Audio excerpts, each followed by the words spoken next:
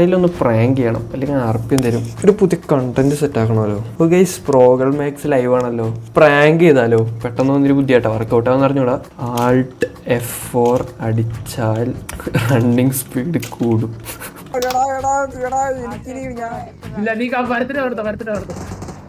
Alt F4 അടിക്കാന് പോലും running speed കൂടാന് അത് വിശ്വസിക്കാൻ താങ്ക് യു പ്രജിങ്ട.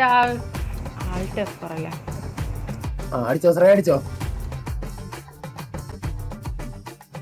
Alt F4 അടിച്ച് Alt F4 എന്ന് പറഞ്ഞാൽ ക്ലോസ് ചെയ്യാനാണ് ഈ വണ്ടി.